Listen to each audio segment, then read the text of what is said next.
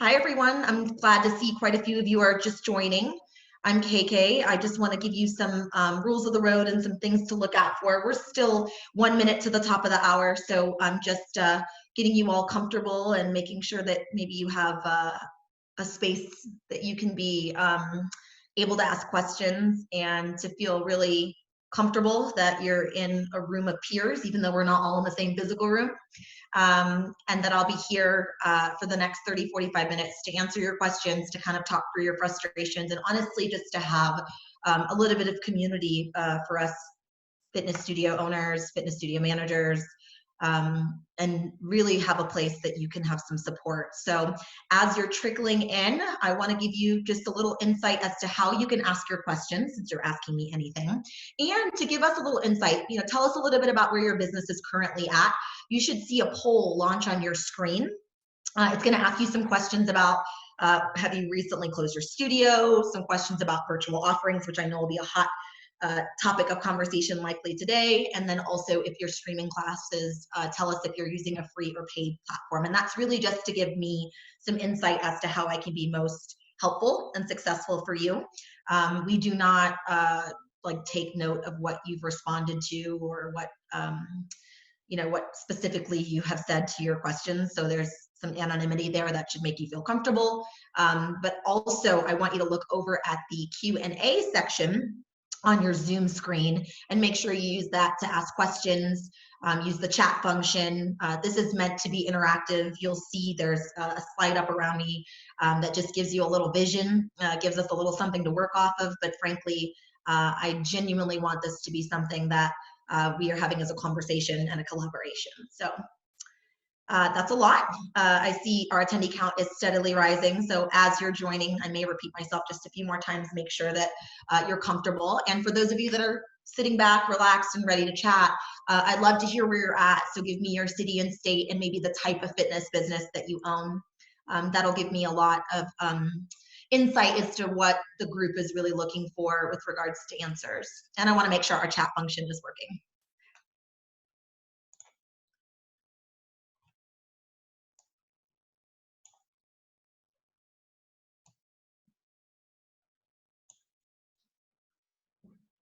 Cool. I see some familiar friends, some new friends, some folks all over the world. Hi.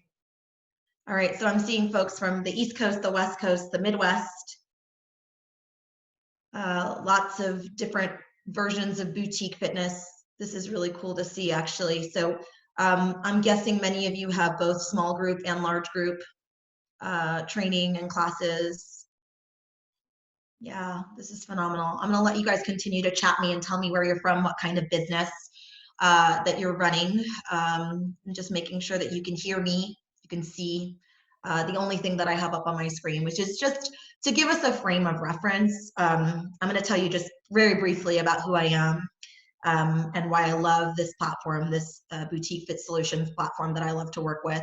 And then I'll tell you a little bit about why be prepared and not scared is kind of the vision that I have for myself, for my clients, and even for my own businesses as we're in these really uncertain times. So first of all, I'm KK. Oh, and this is Caramel Frappuccino. He's my son. He's also listening in. And we spend a lot of time in the boutique fitness space, one, because I own a boutique fitness studio, and I've owned several over the last many years, but also because I am a coach and consultant with many studios just like yours, where this has absolutely taken us from a place of abundance and excitement and growth to a lot of fear, a lot of confusion, a lot of concern. And I think that both places to be are totally normal. I think there are some stages of grief that everyone is likely going through, and that is something to be accepting of. So if you're here today and you're frustrated and you're feeling really overwhelmed, that's normal. That's okay. And if you're here today and you're feeling like you're in this place of almost numbness and kind of thinking about, okay, what's the next step? That's okay. And you're welcome here too. And so a little bit about why I believe the focus in our vision as boutique fitness has to be prepared and not scared, is because there will be downturns. There will be difficult times. I will not say that there were things like this that we could foresee, but we're here now. And I think one of the best things that we can do for our communities, for our instructors, and for each other is to kind of lean in and be authentic and be okay with being fearful, but also to start looking at the next step and the recovery and not being afraid to do so. And that's where preparation comes in. I'm a big believer that those who are prepared, not only do you not have a reason to be scared, but you will thrive in the recovery. And we know a recovery is happening. We know that even if we don't know when, so we don't know that it's a week or a month or a year away, we know with every downturn comes an upswing. And so I'm not going to cheerlead you through this today. I don't think that's really my purpose, although I'm happy to give you some positive insights. I'm also not going to gloom and doom you today because I think we have enough of that in the world. But my purpose is really to provide you some answers, both with my experience as a coach and a consultant and really being well-versed as to everything that's going on in your communities, but also just my personal experience and my clients' experiences with how they're looking to thrive after this. So really glad you guys are here. Thanks for spending a little bit of your time with Caramel and I. I'd love you to go ahead and complete your poll and go ahead and fire that answer out so that I can get some answers a little bit about where you're at. And feel free to start chatting and start asking your questions. I think I see them here in the Q&A. And I think one of the first overarching questions that we were asked even prior to launching is about who to listen to at times like this. And I don't know if you're like me, but I hear 6 different things from 6 different sources. And I think that will continue for quite a while as no one is expecting what's happened to happen. So there's a lot of quick last minute decisions being made and communicated. But I would say if you think about business in general, many of us on this meeting is a business owner or a business manager. Let's think of it in tiers, right? So we have the federal government, which is at the very top, our president, our vice president, the CDC task force. They're giving us really broad, overarching, typically health-based decisions at this time, and that's important. And then there's your state legislator, usually your governor, which right now the governors have really taken hold of this crisis and given a lot of information, given a lot of insights as to what to do specific to your state. And given that many of us are small business and because we're governed by the states in many ways more than the federal government, I would say that's your first place of connection, of truly getting the resources that you need for your specific area. And then thirdly, there is county government, there is city government, and depending on how resourced or connected they are to the state or federal legislator, they may also have other things that they share about what's specific to your area. What I'm finding right now are resources for us in small business, which it seems like if you're like me, you're kind of hearing what's happening to the airline industry and the cruise industry and all these large, conglomerate type businesses. And you're kind of wondering, well, where do we fit in as a boutique entity, as a small business? So there's some great free resources for that. Of course, the SBA is the one that's most readily shared currently. They're having some resources that relate to having a loan availability and to have loans with decent terms if that's something that's important to you. I particularly like a group called SCORE, and they focus specifically on providing free resources and mentorship to people in small business. And so if you're not connected to your local SCORE or SBA, I recommend that you get kind of some overarching information from them.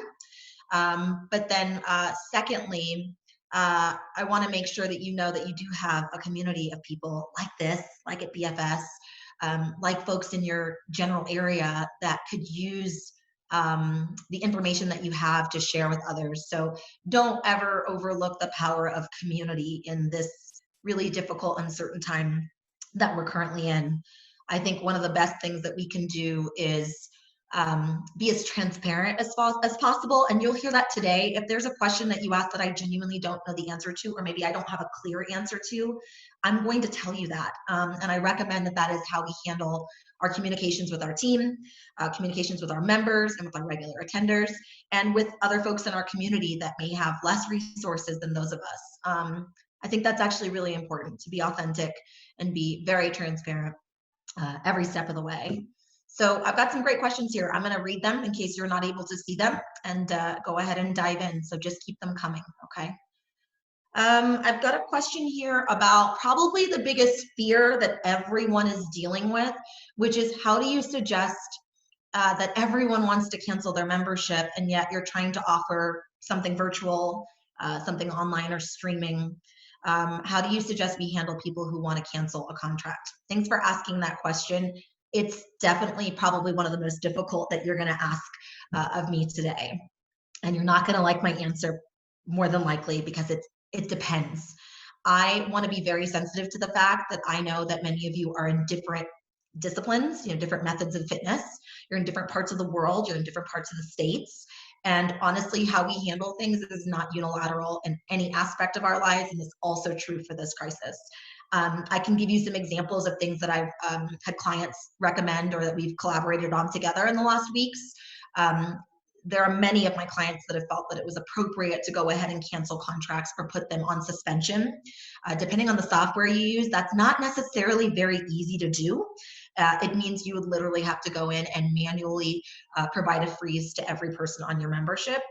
So it's a bit laborious time-wise, but it's actually quite systematic, right? You pull a report, a membership report, you open each person's membership profile and go ahead and set them to a freeze that's essentially indefinite, likely at this time, depending on where you are and what your governance is. I would say that's one section of our population in the boutique industry.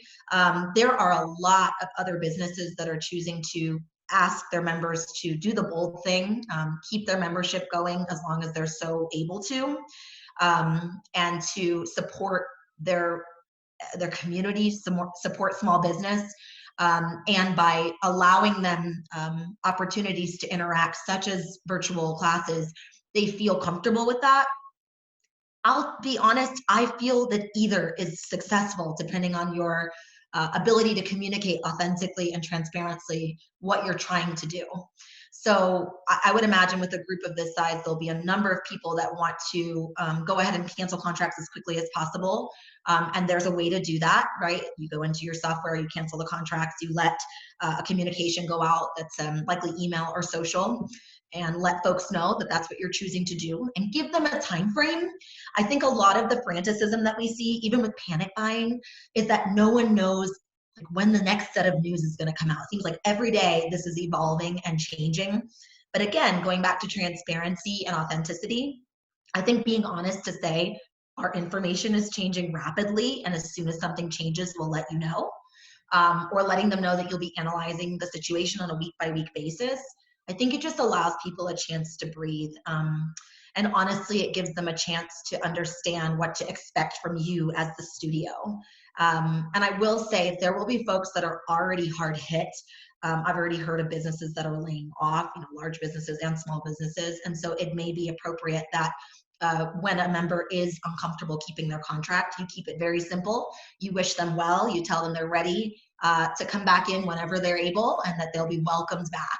And so if I say anything else about the contract cancellation process, whether you choose to honor cancellation, whether you choose to freeze, or whether you choose to ask them politely to keep going, let's think about the client experience that we all want. And I speak from example when I say that it's really difficult to take ourselves out of the equation and not realize that there will be people that will judge the way we handle this, both in our communication and the way that we support or show lack of support for their personal situation. And there's something I say quite often. So if you've known me or done a training with me or anything like that, or a speaking engagement, you've heard me say this a lot, and I'll say it again. If we're going to be in the business of being boutique, we better keep acting boutique. So no disrespect to a large company or a large airline or a large hotel and casino. I live here in Las Vegas, and there's tons of those. And they handle things maybe a little bit differently than I think is authentic to my community. So let's continue to have that schema, right? Let's continue to think about the way someone enters and exits says a lot about us as a business, and it can actually be a retention tool. So I know it's unpopular to talk about the future and talk about exciting things to come, but I actually believe that this is the time that your preparation, your communication, your willingness to really lean into your community will actually dictate your success in the future.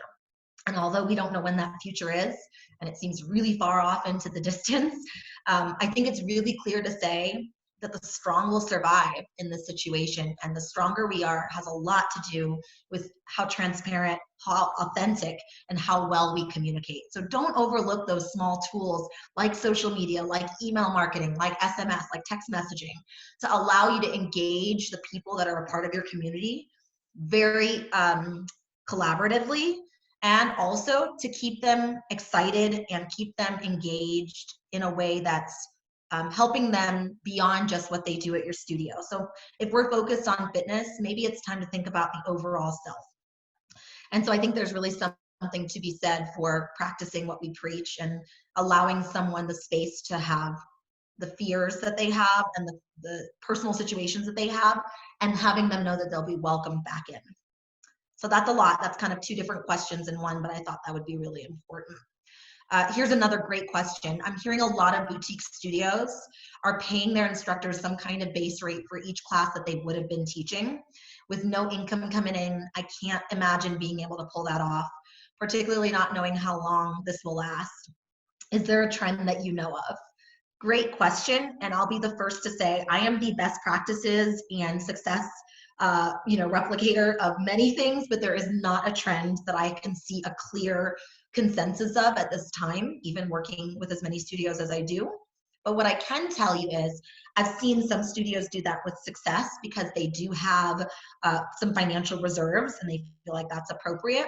There's also a secondary aspect of this. Depending on where you live, depending on the state that governs you, there may be some support for how your employees are treated if they're classified as employees.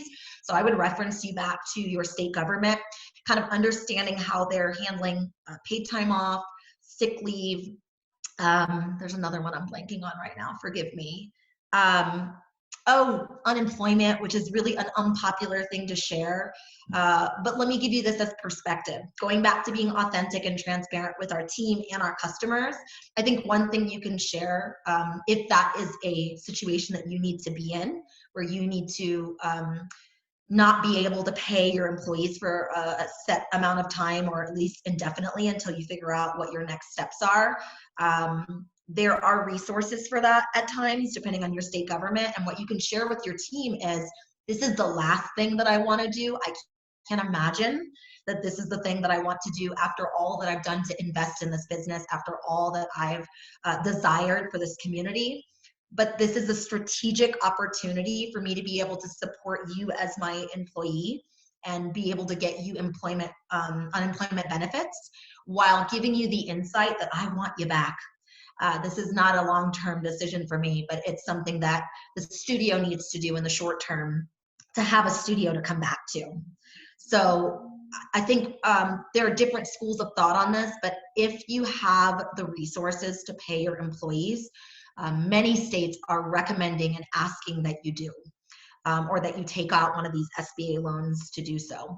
I'll be honest and tell you this is very dependent on how your business is kind of groundworked with regards to finances. And this is a great place for me to talk a little bit about how we manage finances now and moving forward. It's not super popular to say, but it's something that I think is really important to share as a business group, and even personally. You know, there's always been times when people talk about emergency reserves, and this is the time to really think about ways that you can improve for the future with regards to having savings and having money kind of built up for times like this. But also, it's a time to kind of reevaluate how you've structured the business. Is it important that your employees are employees, or that they're not contractors, or that they are contractors? And so try, after focusing on what's important in the short term, start thinking about the things you need to do to keep the success in the long term. And so it's not very popular to say, like, we should have 3 to 6 months of emergency savings, says any financial planner, personally and professionally. But I think it's an important area of strength for us as boutique business to start kind of thinking about the areas where we're weak and the areas where we're strong. And to be honest, I've been doing this for 15 years, and that is an area typically as an industry we're very weak. So start thinking about that. What would it take to get 3 to 6 months of reserves, meaning every expense that you have saved up so that you would be, I think, a bit more comfortable in times like this in the future. And then in the now, thinking out your resources, reach out to your landlords. I've heard about folks reaching out for rent abatement or reaching out for like a different allocation of rent. To be honest, I have not heard folks be successful in that area yet. But I think, again, I'm going to keep saying two very specific words over and over again: authenticity and proactivity, along with transparency, are going to be super important for you with your instructors, with your community at the studio, but also with your partners, which means the people that you pay rent to with regards to your facility. If you have co-founders or co-owners, I think this is really the time to have those conversations, both about the finances and making sure that there are reserves and that you're kind of really laser focused on that. But then also about, I think, the areas in which that you can handle and control right now, knowing that there's a lot. Another great question. Local businesses of all kinds are really impacted by this. How do you see clients evolving to the sudden changes? I'm seeing, to be honest, the trend of like just absolute hysteria. And I don't think that that's uncalled for. We're in a time where there's no living coherent person that I know of that's been through a pandemic or an epidemic, since the last one was in 1917 and 1918. So there's no perfect blueprint or best practice or success message like there normally would be in many aspects of our business. So that's, just to be clear. I think going back to what I just shared about, being prepared financially and really thinking about the way we handle things a little bit differently for the future, for what I call the recovery, I think that actually is really important to consider, because the businesses that I see that are thriving, I'll give you kind of two algorithms. One, they already had online businesses or online areas of their business that they were already taking very seriously and had launched as if it were a separate studio. And then the second business type is, regardless of whether or not they're doing anything streaming or online, they were financially very prepared for downturn, very prepared for having resources beyond just the day-to-day revenue coming in. I'm going to break both of those down. I've had some clients over the last couple of years that have been really excited to launch an online studio. And here are some of the things I think that has helped them to be successful in this time. And by the way, it is not too late for you to be that person and that business or that studio. What they did is they treated the studio like a business that's brick and mortar, and they treated online streaming classes like another location. And the reason I say this with a lot of certainty is that what I'm seeing is a lot of quick fix solutions. Right now, we're going live. We're going to use Zoom. We're going to use whatever free platform we can. And although that can work and has worked for many, I think what I'm seeing is a lack of thoughtfulness about the future, a lack of thoughtfulness about future monetization, most importantly, which is not a dirty word. It is important that at some point you start bringing money back into the business. And I think a lot of lack of foresight as to what they actually need in order to go live or go digital. And so one of those things is to answer a very clear question, which is, do I want to make this a part of my business for the long term? Or do I need this as a bit of a stopgap in the short term? And I think those two very important, clear delineations will really change the way that you handle the situation. So if your mindset is simply to get classes out there as easily and as quickly as possible and for no cost, there is no shortage of free options. There will be hiccups, there'll be difficulties, but it's also an area that right now may be the right fit for you. Now, the second piece of that is that if you're in any way prepared for the future, you may want to invest in a platform that actually allows you to generate income, even though, yes, it would not be the same as what we typically get as revenue or recurring revenue. There are a lot of different platforms that are out there. I've actually worked on every single one of them with no exception, which is a little scary. And what I found is there's a couple things you want to think about if you're taking this really seriously. In the short term, it may not be audio and video quality, but in the long term, it absolutely has to be for you to thrive as a business. So that's the first thing. The second thing is you should be able to try the platform for free. because there's a lot of nuances that until you're like knee deep in video, and knee deep in recording and knee deep in being live, you will never understand the gravity of those situations and how it impacts your business. And then finally, monetization is a very important part of boutique business. And I would not be a good coach if I didn't remind you that it is important to find ways to structure your business to make money, even in the now and also in the future. And so the best platforms are not going to charge you based on something called revenue share. Revenue share, it seems really great until you realize that you're giving up a ton of resource to that company because you're sharing a lot more of the upside without a lot of the benefit for you. And then lastly, having a way to customize the platform to you.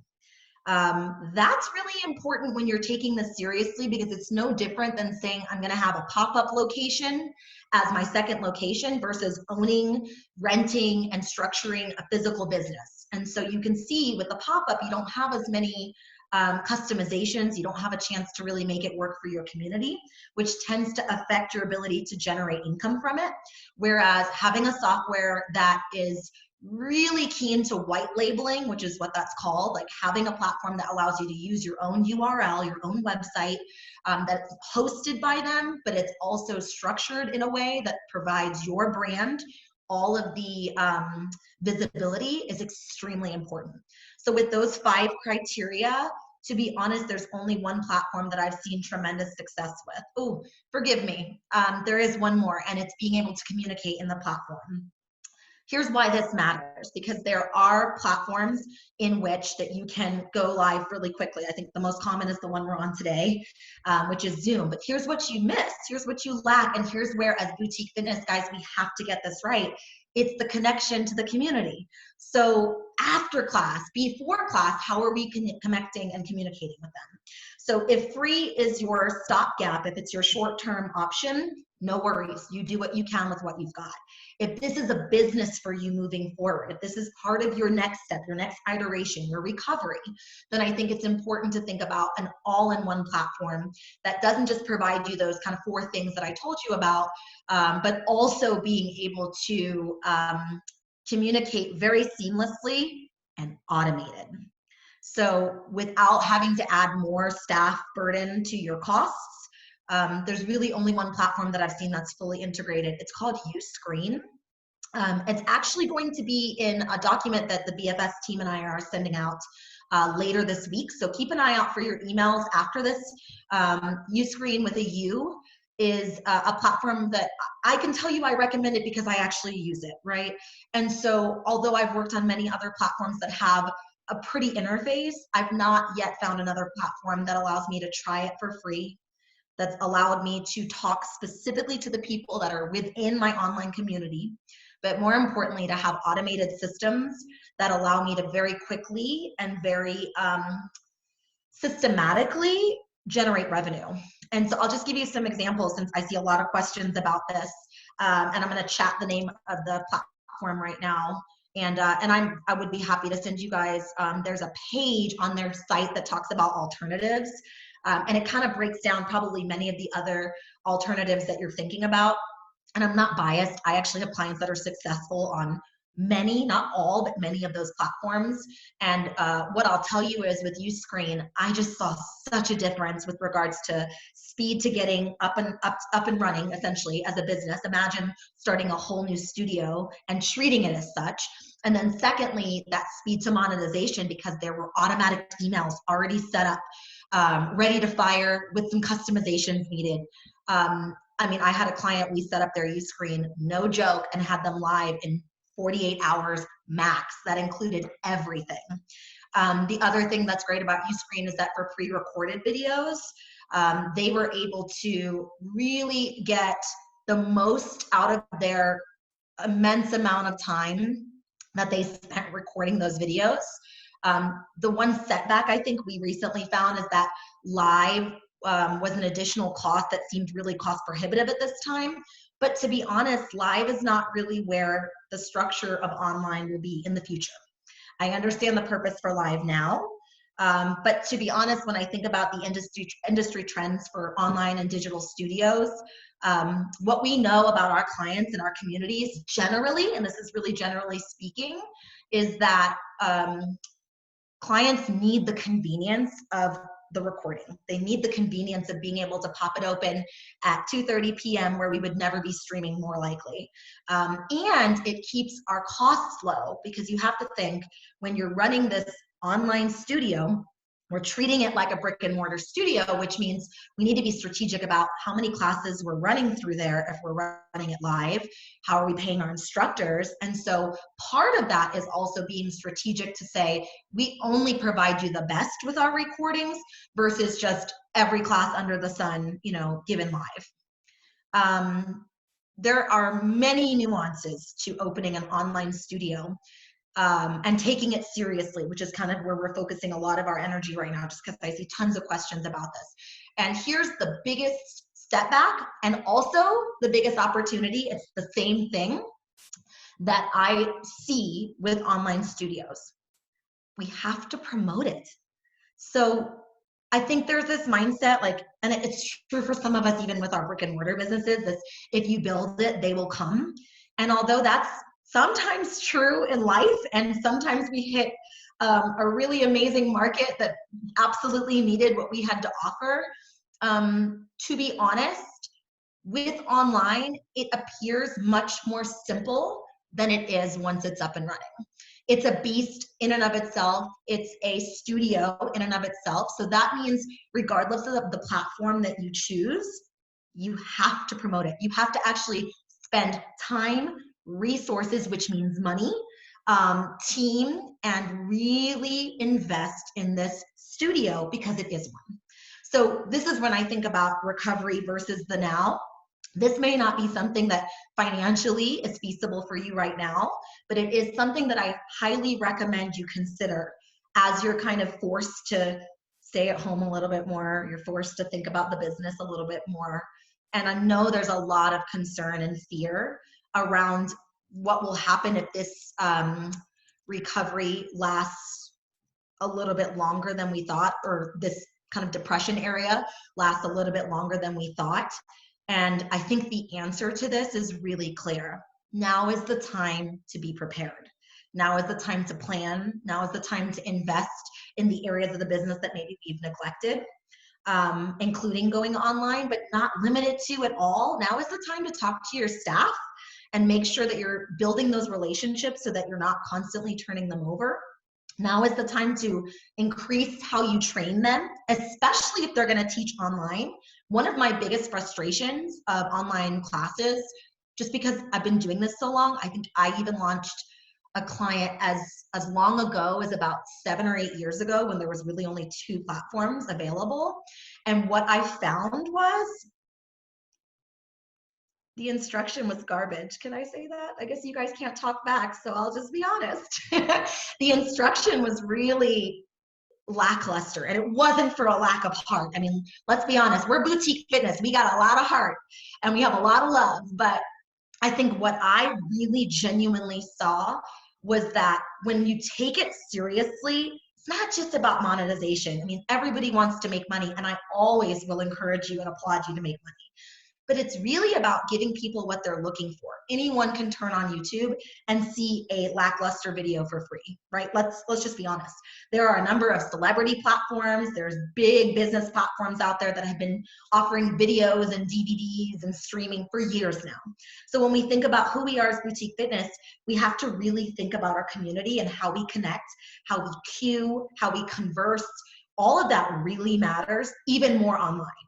And so I think it's extremely important to take this seriously and to be really prepared for how to engage folks when there's not a two-way conversation. Even now, and I'm super comfortable doing this, I do this all day for a living, but not having you all visually here with me, there's like a different intonation in my voice. There's a different way I'm using my hands.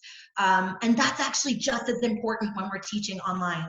I have a great client example that I'm going to be showcasing later this week as to how they did it well. And the best thing that I can share is that, yes, they're on U screen, and also they took it really seriously, from the monetization to the setup of the platform to the ongoing promotions. And if I say one thing a second time, it's that, is that if you're going to do this, you have to think about this as a long-term business commitment with ongoing promotions and resources set towards it. That is the best way to monetize your community as of now.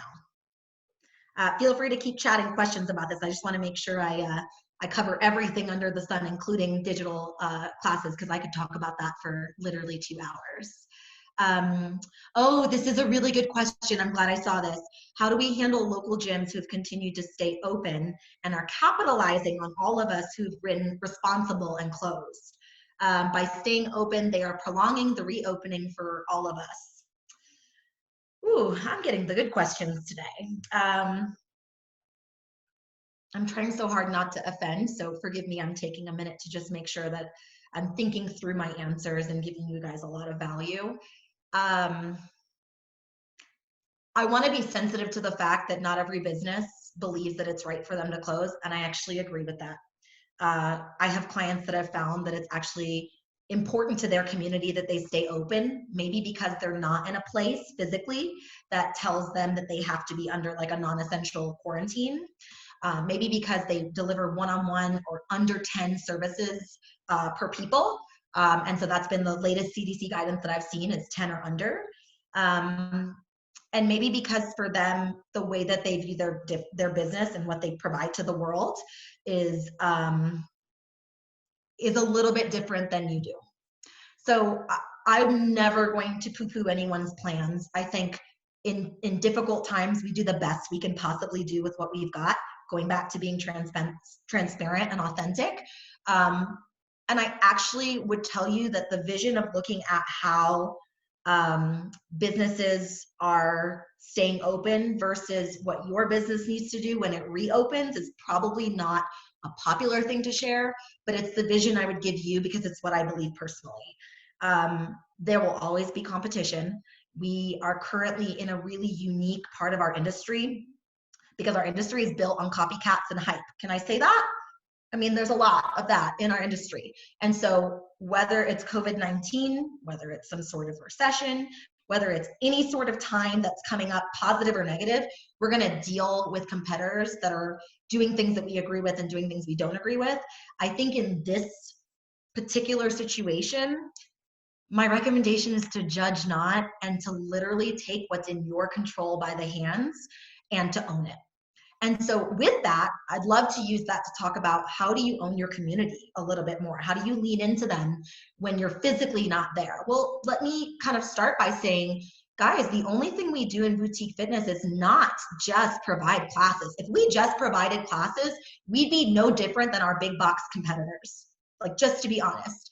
So that being said, if we're a community that's all about our people, then we have to kind of think, how do we engage our people at this time? How do we provide them support? How do we provide them ways to feel less isolated, where a lot of people aren't like me and comfortable on Zoom and pet their dog all day, but they're really struggling with not being able to come into the studio because that's the area and the place that they love. So I think that's the vision that I would give you if you're really struggling with other businesses that are open. It's like, well, you don't have to be open to love your community. You don't have to be open to connect with them. And so get creative. This is where, you know, the marketer in me says you have tons of tools likely at your fingertips. You've got email marketing. You likely have something like SMS or direct messenger.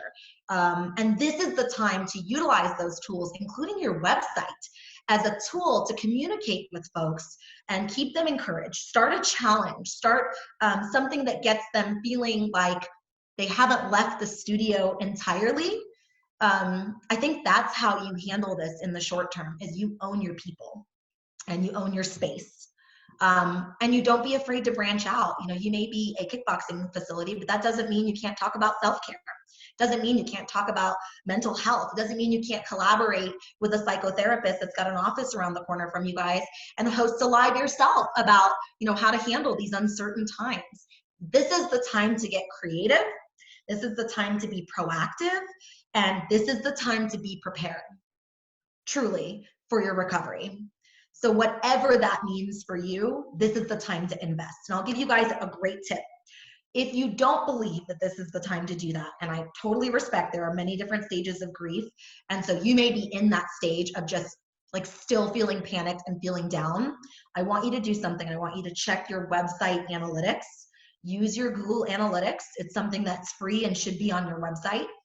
And I want you to look at the number of people who are visiting your site this last week. And each week thereafter. And I think you'll be really surprised to learn that people are still engaging, people are still curious, people are still interested.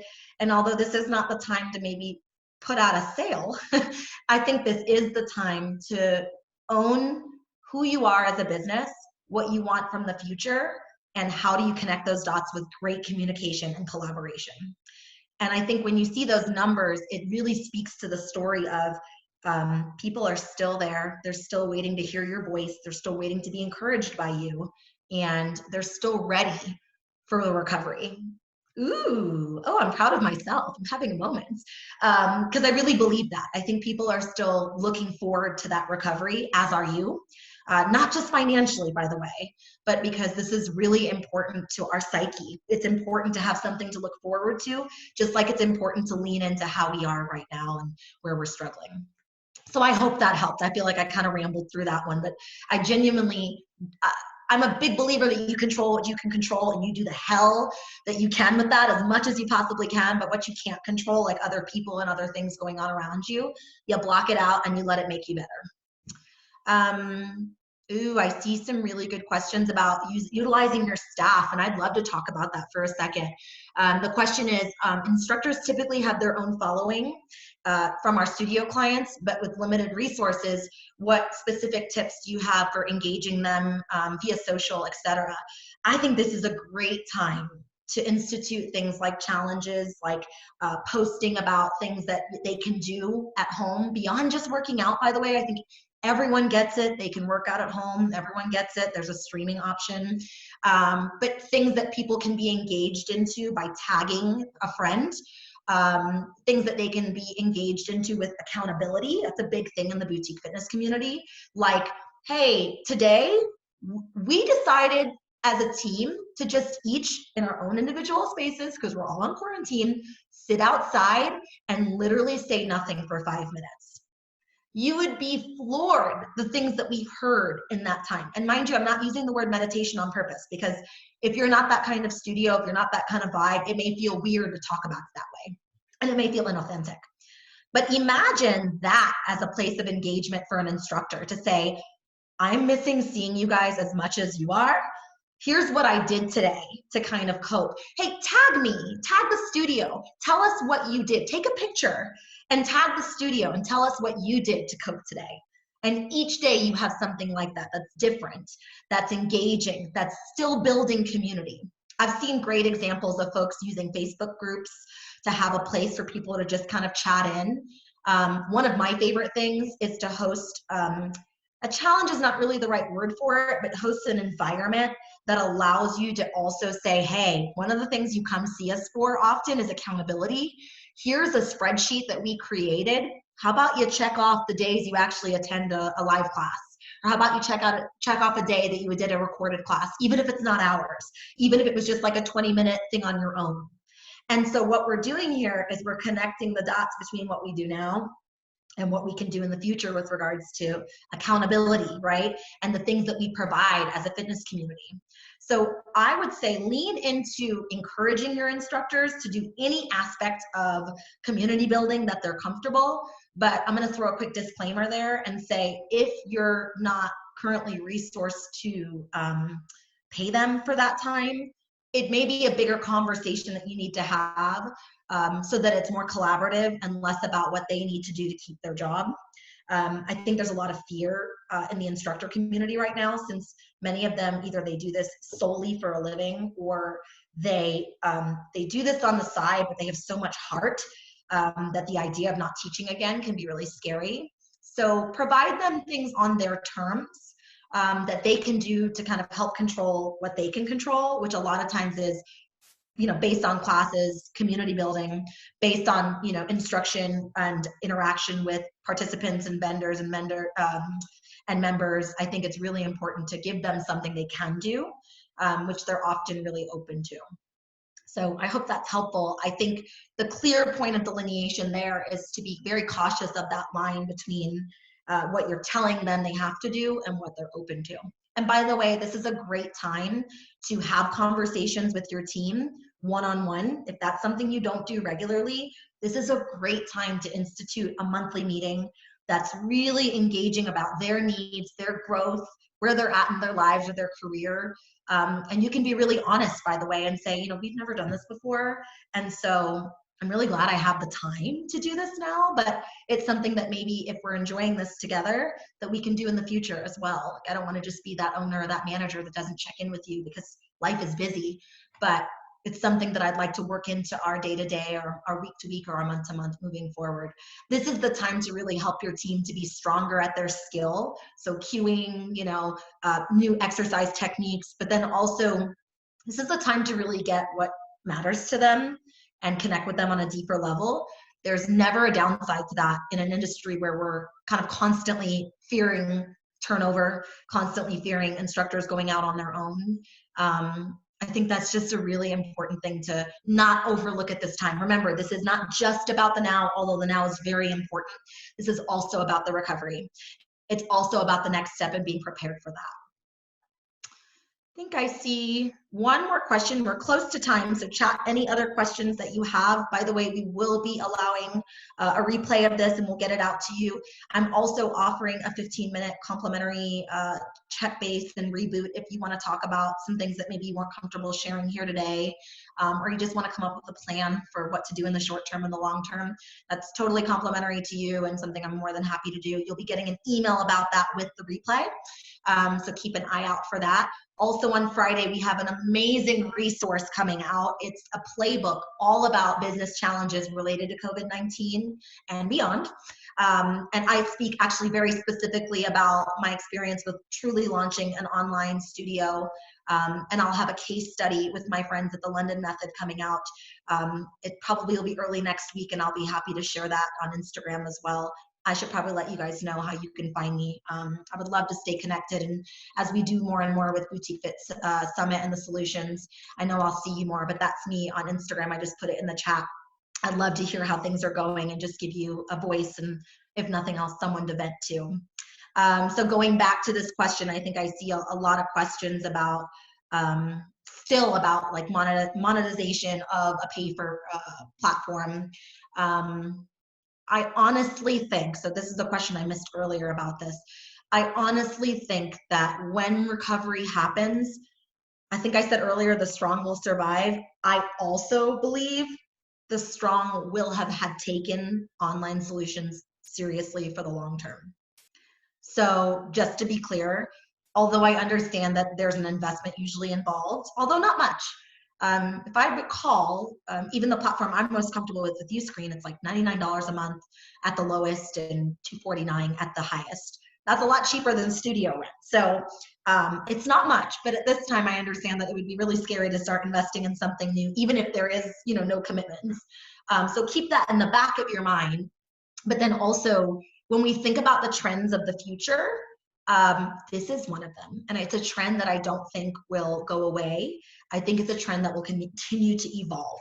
So it may not be that you don't have your studio a brick and mortar moving forward, but I do believe it'll be a big part of our ability to be balanced in a new marketplace. And let me just say, so I'm an old millennial, an elder, and what have you. And I think what I have seen is this talk about millennials and Gen Z that is our new client coming into the studios more and more. So that's everything from, let's say, 39 and below. They are much more in tune to having variety, much more in tune to having balance. And that also includes time. So that's where being online is really helpful. But also that includes just the way that they connect with you. So if you take nothing else from what we've talked about today, since digital online classes is really a big part of this, communicate, automate, promote. Those are core principles to your business now, brick and mortar, but it's also how you'll be successful going online and staying online in the future, because I honestly think our clientele is going to demand more of us than ever before with regards to those things, and also the results that they get from those different ways of teaching, different ways of communicating, will tell the story in and of themselves. It doesn't take long for you to scroll Instagram or YouTube and see that there are people who actually are enjoying their experience on there for the long term. And for me, I believe it's not an either or, but it's an and. And that means that they will not be afraid or disenchantized to come into your studio and spend money there, but it will be something they layer on top of what they do in studio, because life happens, because people have babies, people step away, people travel. And I think their need for that balance is extremely important. And there's some things that maybe we didn't talk about today with regards to how to do it right, but I really encourage you. That playbook is an ongoing, refreshing aspect of what we're putting out later this week, and it will continually be updated. And so I'm already thinking of how I can update my contribution to give more answers specifically to the questions you asked today. I really believe that the focus has to be prepared and no longer scared. You can have that time to be authentically uncomfortable, and then it's time to kind of roll up our sleeves and do the things that we maybe haven't done yet, that the business has really needed. And so I've got one last question here. When the day approaches and things slowly go back to normal, what tips do you have for getting back on track? Thank you for asking that question. It's not just a great way to leave you, it's truly what I believe. So Warren Buffett has a saying, and you guys may hate me for this, but it's my honest, genuine truth. He says when people are fearful, we should be greedy, and we should be greedy when people are fearful. I have issue with the word greedy, so hear me, I feel ya on that. But if you replace the word greedy with proactive, it gives you a whole other perspective. So when people are fearful, you should be proactive, and you should be proactive when people are fearful. Boom, that's your answer. So if you have more time than you used to focus on marketing, to focus on studio operations, how many classes should you be running, right? To focus on what are the programming areas of the studio that you're lacking, to focus on new areas to monetize, like adding online classes, adding nutrition, hosting more time in community like workshops. Guys, now's the time to do it. Now's the time to lay out the rest of the year and the year following. And although that may not line up perfectly with your plans, right? It may be that it's a longer recovery than we thought. It may be that things are more difficult than you foresaw, but you will always be ready for recovery if proactivity is your purpose. So my number one tip is to take a look at your key performing indicators of the business and really think about the short term, because that's important. And also think about the long term, because that's equally as important.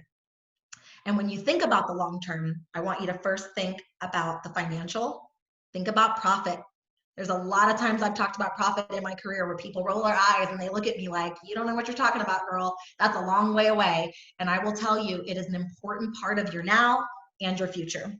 And then as you think about having those resources and that emergency fund set aside personally and professionally, your next step is to think about how do we grow, because growth will always happen.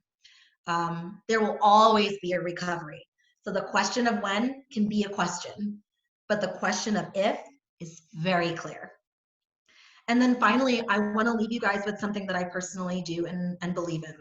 I'm a self-care junkie. And so I really do practice what I preach. I work out every day. I stretch every day. I'm like a really crazy person when it comes to exercise and self-care. And so part of my love for this industry, my background was always in business.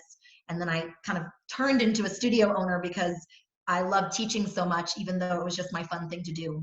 And I found that having a consistent self-care process for myself has gotten me through some really difficult times, including this one.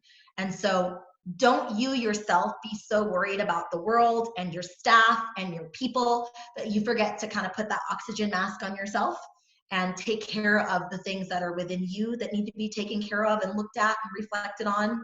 And there's no downside to journaling, going for walks, doing your own personal workout, even if you're teaching. I think there's a totally different experience there.